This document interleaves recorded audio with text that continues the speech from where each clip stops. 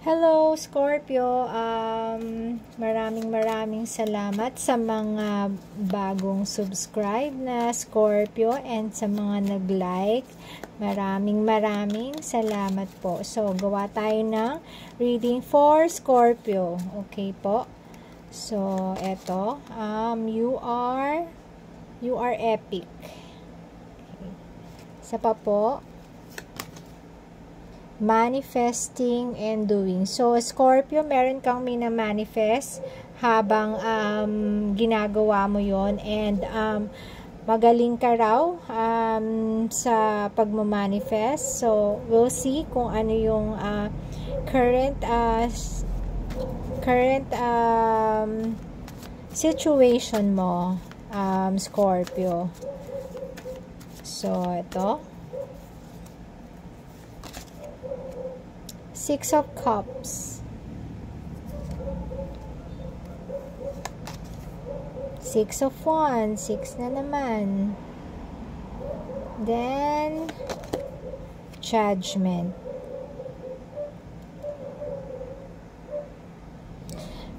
Scorpio, Six of Cups, medyo may mga nostalgic kang memories na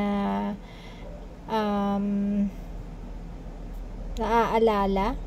And Six of Wands, yung current mo, maaaring may magandang pwedeng bagong job offer, ganyan.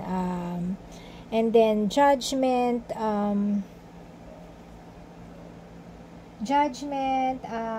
pwedeng legals, pwedeng transformation options, pwede din. So, clarify natin ang current situation mo, Scorpio. Ito, lumabas na. Okay. Ten of Swords. Ten of Swords. Clarify natin, Scorpio. Oh, lumabas na naman si Six of Cups. Six of Cups. Lumabas na naman. Dalawa na sila. So, Three of Cups. Okay. Hermit. Nine of Cups. Ace of Wands. Okay. Well, Scorpio, Knight of Wands, maaaring ikaw ay nasa foreign or nasa vacation ka, and meron kang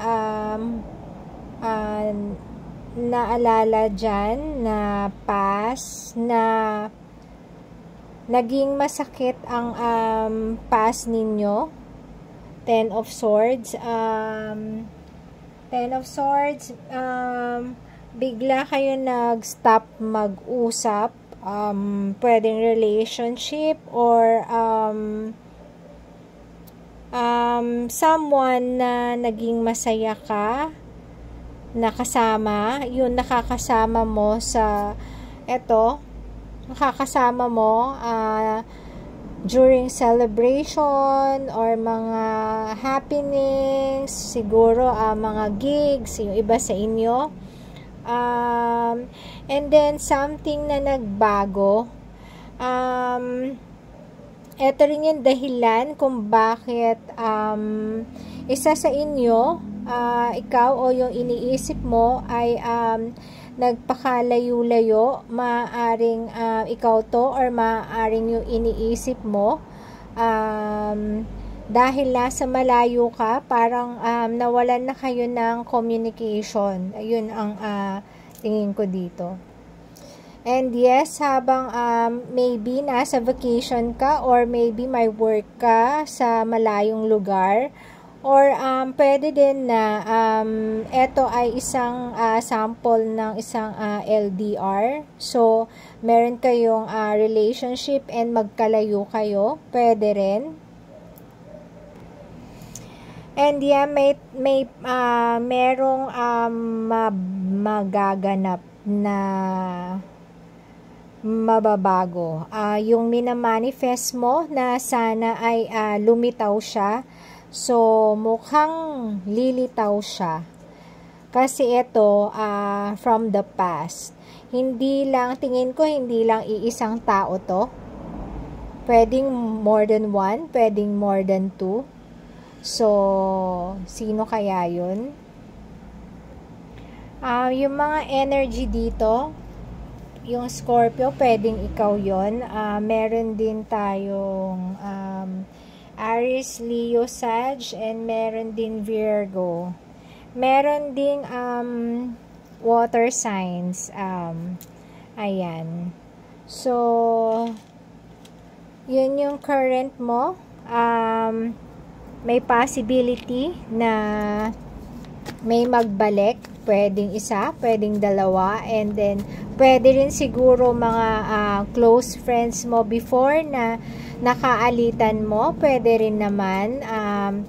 Maaaring pwedeng magkaayos kayo, possible din, kung yun ang minamanifest mo. So, ito, manifesting and doing. So, if ever na yun nga, magkakaroon kayo ng gathering in the nearest future. Ayan. Or, malay mo, baka accidentally makita mo siya habang ikaw ay nagbabakasyon. So, ito, to close off this reading. Ayan, Ace of Swords. Hanged Man. Okay. Queen of Swords. Queen of Swords, Scorpio. Ace of Swords. Meron kayong tingin ko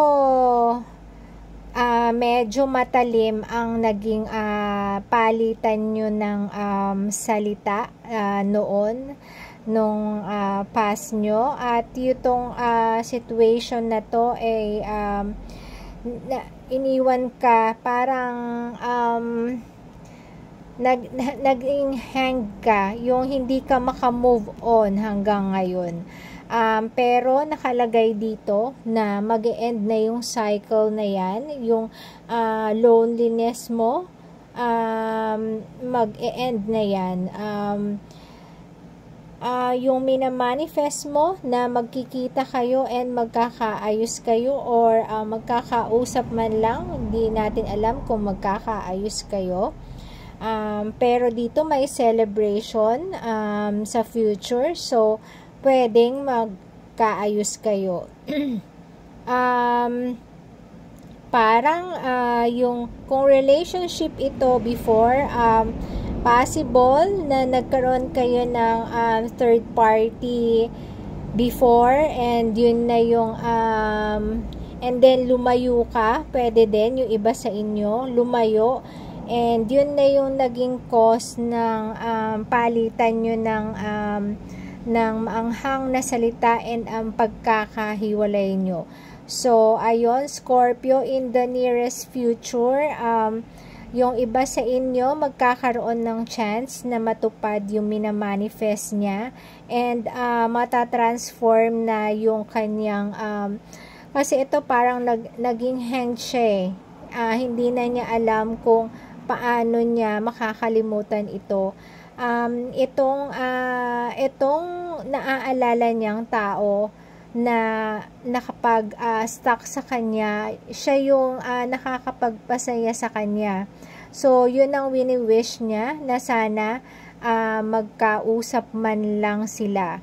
And yes, hoping siya na magkaayos. And dito, base dito, yung iba sa inyo, magkakaroon ng chance na makikipag-meet sa mga dating friends na nakaalitan, and merong possibility na maayos kayo. So, hayon, Scorpio, good luck. If ever na nagustuhan or naka-resonate, please paki-like lang itong video, and thank you. Hanggang susunod na reading.